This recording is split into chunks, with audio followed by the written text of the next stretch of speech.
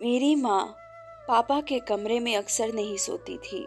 अगर किसी रात पापा के कमरे में सोती थी तो अगली सुबह मम्मी रोते रोते बाहर निकलती। एक दिन मम्मी सोई हुई थी, तभी मैं मम्मी की चादर लेकर पापा के कमरे में चली गई, पापा का राज जानने के लिए। वो सुनकर आपके होश उड़ जाएंगे। मेरी आंख खुली तो मैंने मम्मी को सिसकते हुए देखा। वह मेरे बिस्तर के पास बैठी बुरी तरह रो रही थी। अपनी माँ को ऐसे देखकर हमेशा मेरा दिल तड़प जाया करता था, लेकिन मैं चाहकर भी कभी उनसे कुछ नहीं पूछ सकती थी। अक्सर ही सुबह मम्मी का ऐसा हाल होता था।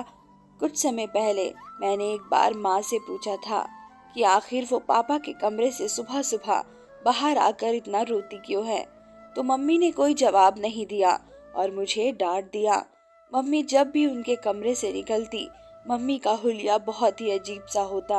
उनके बिखरे हुए बाल और पुराने कपड़े एक अजीब सी मजबूरी सुना रहे होते। ये सिलसिला कुछ साल पहले से ही शुरू था और जैसे जैसे मुझे होश आ रहा था, मेरे लिए सब कुछ अचंभित होता जा रहा था। मेरे अंदर एक जुनून सा पैदा हो गया था कि मेरा बाप आखिर मेरी माँ के साथ रात भर क्या करता है। इस सवाल ने मुझे बेचैन कर दिया था। मैं 15 साल की हो चुकी थी और अब बहुत सी बातें अच्छी तरह समझने लगी थी। मम्मी का रोता चेहरा देखकर मुझे किसी मजबूरी की चेतावनी लगती थी, लेकिन हैरत की बात यह थी कि जब मम्मी कमरे से निकलती तो वह रो रही होती, और जब पापा कमरे से निकलते तो उनके चेहरे पर एक दिलकश मुस्कुराहट होती थी। उन्हें देखकर ऐसा लगता था जैसे वो बिल्कुल जवान हो। वो कुछ ना कुछ गुनगुनाते रहते हैं, जैसे बहुत खुश हो। और मम्मी का हाल ऐसा होता था कि मम्मी पापा के कमरे से निकलने के बाद दोबारा उनके सामने जाने से भी डरती थी। वो उनका नाश्ता भी मेरे हाथ ही उनके कमरे में भेज देती, खुद सारा वक्त किचन में खड़ी रहती और आंसू बहाती रहती, या तो बाथरूम में बंद हो जाती। मम्मी की हालत देख देख कर मुझे बहुत तरस आता था। मैं 10वीं क्लास में पढ़ती थी और नाश्ता देने के बाद मैं अपने स्कूल के लिए घर से निकल जाया करती थी, लेकिन सारा वक्त मेरे दिमाग में मम्मी का ख्याल घूमता रहता। मैंने कभी किसी सुबह पापा को परेशान या बेचैन नहीं देखा था। वो हमेशा ही बहुत खुशी से नाश्ता करने बैठते और उनका चेहरा बहुत खुश दिखता था, जबकि मम्मी को देखकर ऐसा लगता कि किसी भी पल मम्मी को कुछ भी हो जाएगा। अक्सर मैं नाश्ता बनाते हुए मम्मी के शरीर को कपकपाते हुए भी देखती थी। मेरा दिल चाहता था कि मैं मम्मी से पूछूं कि पापा रात को उनके साथ ऐसा क्या करते हैं जो उनका इतना बुरा हाल हो जाता है, मगर पापा के नाम पर मम्मी के चेहरे पर खौफ नजर आने लगता था। मम्मी हर रात पापा के कमरे में सोने के लिए नहीं जाती थी, बल्कि वह मेरे साथ ही सोती थी, पर ध्यान दे पा रही थी और ना ही घर पे मेरा दिल लगता था। मेरा दिल चाहता है कि मैं किसी भी तरह अपनी माँ को पापा के कमरे में ना जाने दूं, लेकिन मैं किसी तरह पापा को मना नहीं कर सकती थी। पापा तो मेरे सामने मम्मी के साथ बहुत ही मोहब्बत से पेश आते थे। घर के माहौल ने मुझे इस कदर परेशान किया था कि मैं छमाई इम्तिहान में बुरी तरह फेल हो गई। मैंने मम्मी पापा को रिजल्ट नहीं बताया, लेकिन मेरे दोस्त हैरान थे क्योंकि मैं पढ़ाई में बहुत अच्छी थी। वो बार बार मुझसे पूछने लगे कि मेरा ध्यान कहाँ रहता है। मैंने उससे मम्मी और पापा के बारे में बता दिया। तुम्हारे पापा अंग्रेजी फिल्में तो नहीं देखते? सलोनी ने अचानक से सवाल किया। मैं हक्का बक्का सी देखने लगी। फिल्म का भला क्या मकसद था? वह अलग निगाह से मुझे देख रही थी और मैं ना समझ पाई। उसने बात बदल दी, लेकिन मेरी सुई उसकी बात पर अटक गई। आखिर सलोनी ने यह सवाल क्यों पूछा था? मैं घर वापस आई तो मम्मी का चचेरा भाई आर्यन अंकल बैठे हुए थे। वो दोपहर को हमारे घर आते थे। मम्मी की बचपन से ही उनसे बहुत दोस्ती थी। मम्मी बताती थी कि वो दोनों बचपन में एक साथ रहते थे। फिर आर्यन अंकल दुबई चले गए और मम्मी की शादी पापा से हो गई। मम्मी की शादी को 17 साल हो चुके थे और मैं उनकी इकलौती बेटी थी। कुछ साल पहले शायद सब कुछ ठीक था, या फिर मैं ही छोटी और नासमझ थी, लेकिन कुछ साल से मुझे अच्छी तरह मम्मी की हालत समझ आने लगी थी।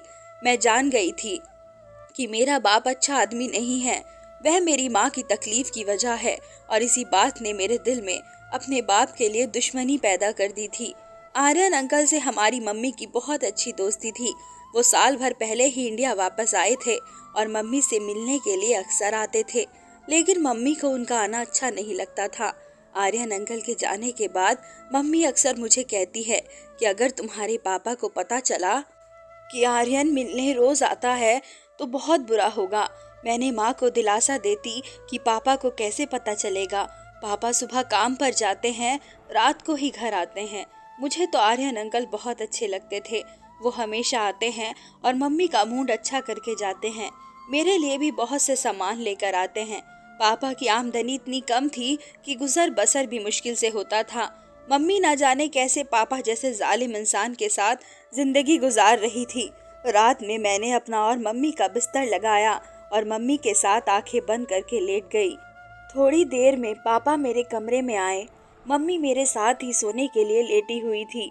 पापा ने उन्हें साथ चलने को कहा तो मम्मी ने दबी दबी आवाजों में इनकार किया। मैंने आंखें नहीं खोली थी।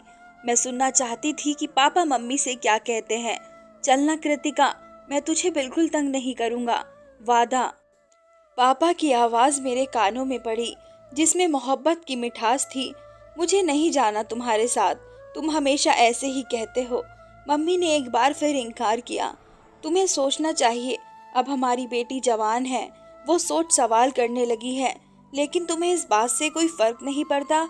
मम्मी ने धीमे लहजे में पापा को जवाब दिया। पापा ने जबरदस्ती मम्मी को हाथ पकड़कर उठाया और अपने साथ लेकर चले गए। मुझे अजीब सी घबराहट होने लगी थी। पापा मम्मी के साथ न जाने क्या करते थे और सलोनी की अंग्रेजी फिल्म वाली बात भी मेरे दिमाग में अटक गई थी। 2 घंटे गुजर गए थे, लेकिन मम्मी वापस नहीं आई। मैं पानी पीने के लिए कमरे से निकलकर बावर्ची खाने में गई। मम्मी थोड़ी ही देर में मेरे पीछे चली आई। मैंने एक गहरी निगाह मम्मी पर डाली, जिनके बाल बिखरे हुए थे।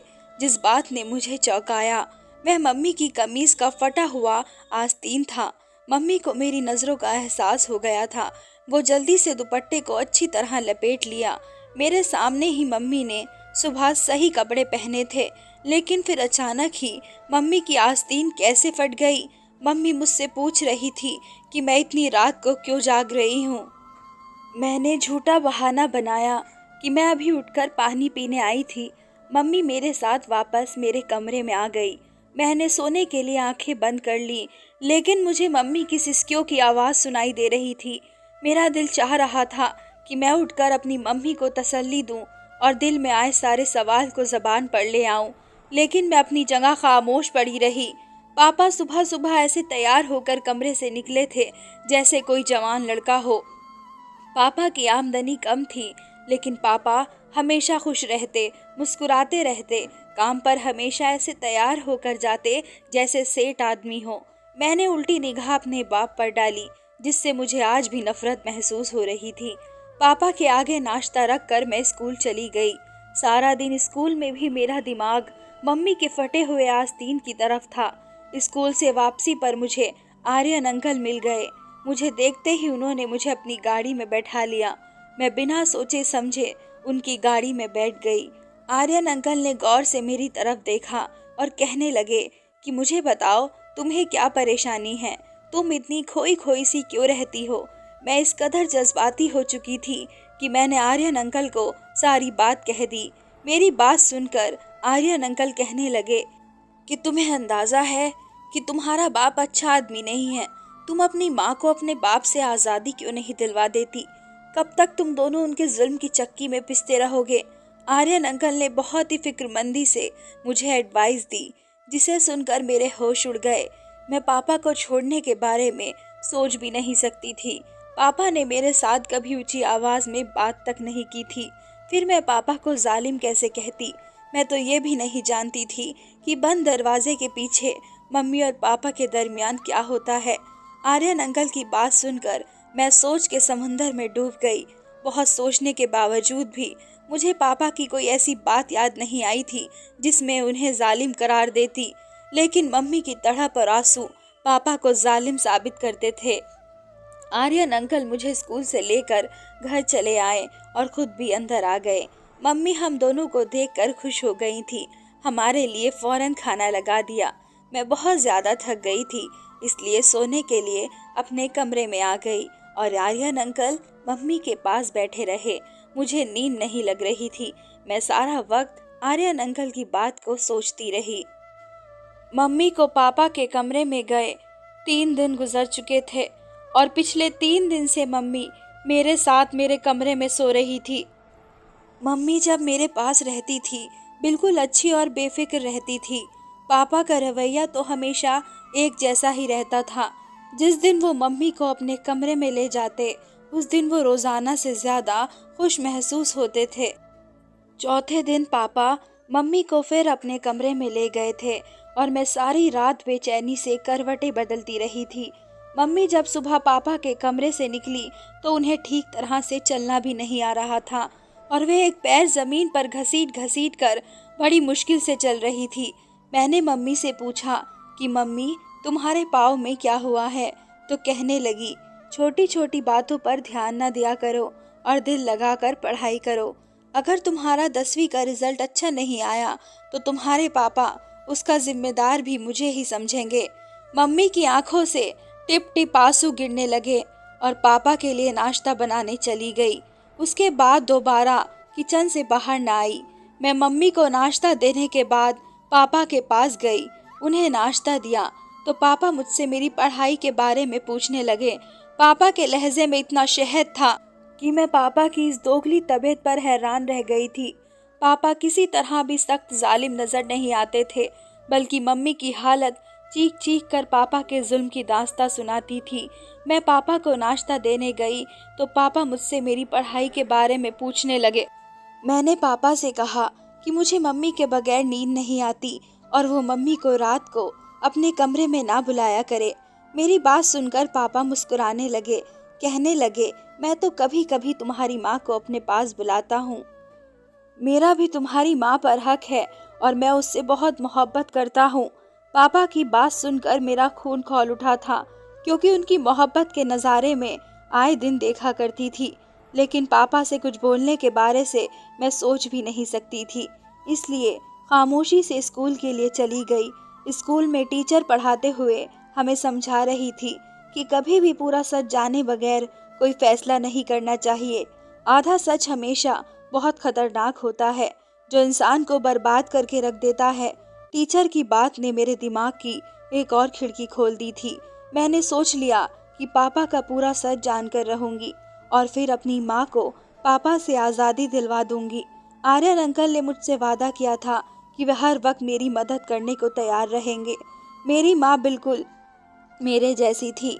मैं उम्र में 15 साल की थी, लेकिन नाक नक्श से मैं बिल्कुल अपनी माँ की तरह थी।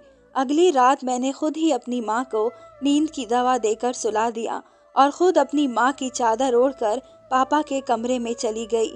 पापा के कमरे में एक छोटा सा बल्ब जल रहा था। पापा अंधेरे की वजह से मुझे मम्मी समझ बैठे थे। मेरी खुशनसीबी है कि कृतिका आज खुद चलकर मेरे कमरे में आई है। पापा बहुत ही खुशी से कहते हुए मेरे करीब आए, मुझे कांधों से पकड़कर अपने बराबर में बैठा लिया। पापा के बराबरी में बैठे मेरे शरीर कांप रहा था। मैं नहीं जानती थी कि उससे आगे मेरे साथ क्या होने वाला है, लेकिन आज मैं पूरा सच जानना चाहती थी। पापा बहुत मोहब्बत से कहने लगे, कृतिका बेटी जवान हो रही है। ये कहकर तू मुझसे इस कदर दूर हो गई है कि मुझे जबरदस्ती तुझे अपने कमरे में बुलाना पड़ता है। मेरा भी तो तुझ पर कुछ हक है। मैं मानता हूँ कि हमारी बेटी जवान हो रही है, लेकिन वो इतनी छोटी भी नहीं है कि उसे ये ना समझ हो कि माँ बाप एक कमरे में एक साथ रहते हैं। तू सारा दिन काम करके थक जाती है, चल अब सुकून से मेरे साथ सो जा। मैं तुझे अपने करीब देखकर खुश हो जाता हूँ। पापा को अंधेरे की वजह से मेरा चेहरा नजर नहीं आ रहा था और पापा ने खुद ही मुझे अपने तकिए पर लेटा दिया। वे बहुत आहिस्ता आहिस्ता मेरे कान के करीब होकर बातें करने लगे। वे कह रहे थे कि अपने आमदनी का कुछ हिस्सा उन्होंने जमा कर लिया है, जिससे वह मेरी शादी करेंगे। उसके बाद जो कुछ पापा ने कहा वो सुनकर मेरे होश उड़ गए। वे कह रहे थे, मैं जानता हूँ कि आर्यन ने एक बार फिर हमारे घर का रास्ता देख लिया है, लेकिन कृतिका मैं तुझे बता दूं कि वो इंसान ठीक नहीं है और ना ही उसकी नीयत अच्छी है। पहले भी एक बार वो तुझे बर्बाद करने की कोशिश कर चुका है और अब तो हमारे घर जवान बेटी भी है, इसलिए तो एहतियात का दामन थाम के रखना। पापा को अभी तक मालूम नहीं था कि मैं मम्मी नहीं बल्कि उनकी बेटी हूँ। पापा बहुत आहिस्ता से मेरे बालों में हाथ फेर रहे थे और कुछ ही देर पापा को नींद लग गई। काफी देर तक मैं पापा के पास लेटी थी, लेकिन पापा तो बहुत गहरी नींद सो चुके थे। मैं खामोशी से उठकर कमरे से बाहर निकल आई। पापा ने कुछ भी ऐसा नहीं किया था जिससे मुझे कुछ भी समझ आता, इसलिए आर्यन अंकल और मम्मी को लेकर मेरे दिल में बहुत से सवाल पैदा हो चुके थे। अगली सुबह पापा रोजाना की तरह थे और उनका चेहरा ऐसे था जैसे मम्मी के साथ रात गुजारने के बाद हुआ करता था। मैं खामोशी से पापा का जायजा ले रही थी, लेकिन मुझे पापा के रवैये में कोई बदलाव नजर नहीं आ रहा था।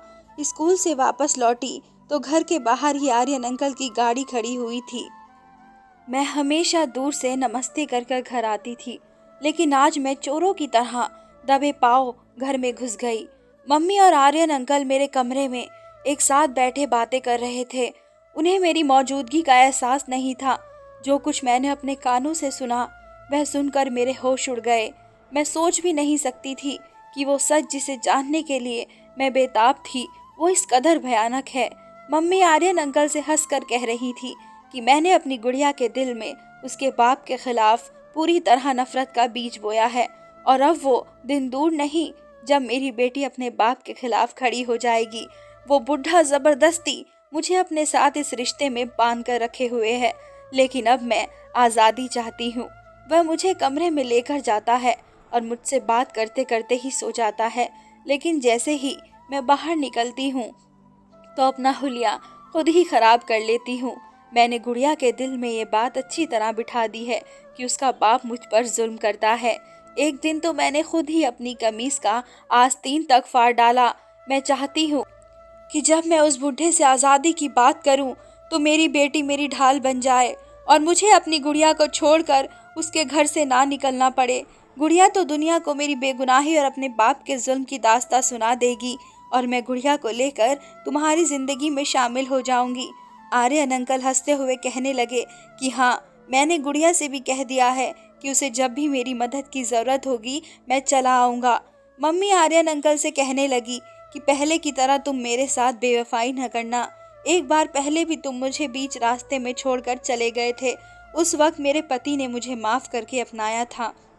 आर्यन अंकल मेरी माँ के हाथ पकड़कर कहने लगे कि मैंने बहुत मजबूरी में तुम्हारा हाथ छोड़ा था, क्योंकि मेरे घर वाले इस बात के बिल्कुल खिलाफ थे कि मैं एक शादीशुदा औरत से रिश्ता करूं, लेकिन अब मुझे रोकने वाला कोई नहीं है।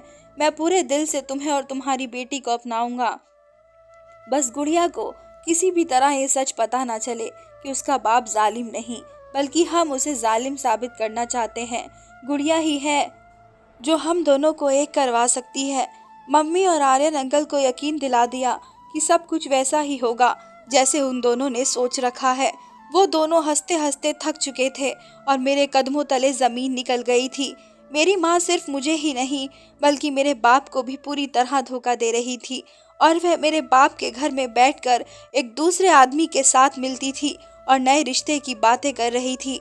मुझे पापा की बात याद आ गई कि आर्यन ने पहले भी हमारा घर उजाड़ने की कोशिश की थी। मैं बहुत कुछ जान चुकी थी, इसलिए कमरे के अंदर दाखिल हो गई। मुझे देखकर मम्मी और आर्यन अंकल चौंक उठे, लेकिन थोड़ी देर में उन्होंने अपने आप पर काबू पा लिया। आर्यन अंकल ने मेरी तरफ चॉकलेट बढ़ाई।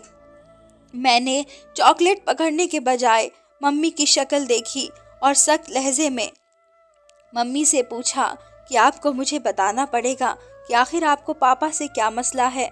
मम्मी जान चुकी थी कि उनके झूठ का पोल खुल चुका है, इसलिए बिना झिझके मम्मी ने मुझे सारा सच बता दिया। मम्मी शादी से पहले अंकल से प्यार करती थी, लेकिन आर्यन अंकल ने उनसे शादी करने के बजाय दुबई जाकर नौकरी करने लगे और मम्मी की मोहब्बत को छोड़कर अपना कैरियर चुन लिया। बचपन की मोहब्बत में अपना रंग कच्चा ना होने दिया और मम्मी के दिल में आर्यन अंकल की मोहब्बत का रंग बसा रहा। मम्मी के घर वालों ने मम्मी के लिए पापा को पसंद कर लिया।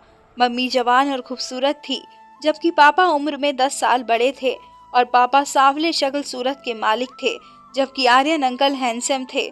मम्मी के लिए पापा का रिश्ता घर वालों की मर्जी से था और मम्मी ने अपने घर वालों की जबरदस्ती पर पापा से शादी तो कर ली, लेकिन वो कभी पापा को दिल से अपना ना पाई थी।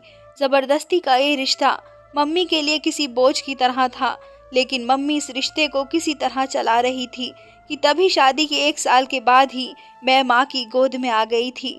मम्मी की शादी के 8 साल बाद आर्यन अंकल दुबई से कुछ दिन के लिए वापस आए, तो उनके दिल में मम्मी को देखकर एक बार फिर से जज्बात जाग उठे। मम्मी भी बचपन की मोहब्बत और अपने जज्बात के हाथों मजबूर होकर आर्यन अंकल से चुपके चुपके मुलाकातें करने लगी। लेकिन कुछ ही दिनों में ये बात माँ के बड़ी मम्मी को पता चल गई और उन्होंने सारे खानदान में मेरी माँ की इज्जत को उछालना शुरू कर दिया। पापा माँ से सच्ची मोहब्बत करते थे, इसलिए उन्होंने मम्मी को बदनामी से बचा लिया और इस सारे बातें को झूठा साबित कर दिया। जब पापा ने मम्मी का साथ दिया तो सारा खानदान अपने आप ही खामोश हो गया। बड़ी मम्मी के हाथ मेरी माँ तो ना आ सकी, लेकिन उन्होंने आर्यन अंकल पर सख्ती की और उन्हें ज़बरदस्ती वापस भेज दिया। मोहब्बत का जोश जंग की तरह बैठ गया था। उसे 1 साल पहले आर्यन अंकल ने दोबारा जिंदा कर दिया। अंकल हमेशा के लिए इंडिया आ गए थे और एक बार फिर वो मम्मी के पीछे दीवाने हो गए थे। मम्मी को तो पहले ही दिन से पापा पसंद नहीं थे। हमारे हालात भी कुछ खास नहीं थे, जबकि आर्यन अंकल के पास दुबई का पैसा था और मम्मी के लिए पापा को छोड़ना कुछ मुश्किल नहीं था। लेकिन दिक्कत ये थी कि पापा मुझसे भी बहुत मोहब्बत करते थे और मम्मी भी मेरे बगैर नहीं रह सकती थी।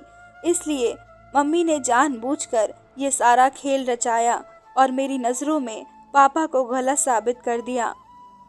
मम्मी हमदर्दी बटोरकर मुझे अपने साथ ले जाना चाहती थी, इसलिए हमारे सामने पापा को जालिम साबित किया और खुद मुल्जिम बनकर रहने लगी। इतने साल से ये सोच रही थी कि पापा तो कभी ऊंची आवाज़ में हमसे बात तक नहीं किए, फिर वो बंद कमरे में माँ पर जुल्म कैसे कर सकते हैं।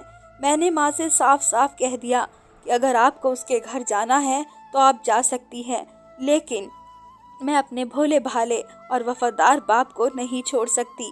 आर्यन अंकल जो पहले ही मम्मी को 2 बार छोड़ चुके थे, मम्मी उनसे ना जाने कैसे तीसरी बार उम्मीद लगाकर बैठी थी। मुझे आर्यन अंकल की आंखों में आज पहली बार अपने लिए सिर्फ और सिर्फ ख्वाहिश दिखाई दी थी और मैं जान गई थी कि उस ख्वाहिश को पूरी करने के बाद मम्मी उनके किसी काम की नहीं। मम्मी ने मुझे आगे के सुहाने सपने दिखाकर इस बात के लिए मजबूर किया कि मैं उनके साथ चल पड़ूं और पापा को छोड़ दूं। लेकिन मेरे लिए मेरे पापा को छोड़ना इतना आसान नहीं था और मेरे लिए मेरे पापा ही सब कुछ थे। अगर मेरे सामने सारा सच ना आता तो शायद मैं कुछ गलत फैसला कर बैठती, लेकिन भगवान का शुक्र है कि मैंने अपनी आंखों से सब कुछ देखा था और कानों से सुना था। लेकिन मम्मी अंकल के साथ जाने के लिए राजी थी, लेकिन जब आर्यन अंकल ने देखा कि मैं किसी तरह उनके काबू नहीं आऊंगी और ना ही मम्मी के साथ चलूंगी, तो एक बार फिर मम्मी से अपनी राह जुदा करके मम्मी को छोड़ गए थे। मम्मी को पता चला था कि आर्यन अंकल मम्मी के लिए नहीं बल्कि मेरे लिए हमारे घर के चक्कर काट रहे थे। वो बहुत ही चालाक और मक्कार इंसान थे। उन्होंने मेरी माँ की मोहब्बत को पूरी तरह अपने फ़ायदे के लिए इस्तेमाल करने का सोचा था। मम्मी को जब एहसास हुआ कि जज्बात की धारा में बहकर वो कितना बड़ा नुकसान करने जा रही थी, अगर मम्मी और मैं उनके साथ चले जाते तो वो मेरी इज्जत को एक बार फिर वैसे ही इस्तेमाल करते जैसे बड़ी मम्मी ने मम्मी की इज्जत की धज्जियां बिखेरने की कोशिश की थी। ना जाने कौन सा अच्छा काम हम दोनों माँ बेटी के काम आ गया था कि हम आर्यन अंकल के चंगुल से निकल गए थे। रात को पापा घर लौटे तो मम्मी ने खुद ही पापा के लिए खाना मंगवाया और अपना बिस्तर भी पापा के कमरे में लगा दिया। पापा खुशी देखने के लायक थे। पापा सच में मम्मी से बहुत मोहब्बत करते थे और ये उनकी मोहब्बत ही थी जो वो मम्मी की गलतियों को आज तक नज़रअंदाज करते आए हैं। इतने सालों में पहली बार मम्मी को अपनी गलतियों का एहसास हुआ था और उन्होंने पापा को दिल से अपनाया था।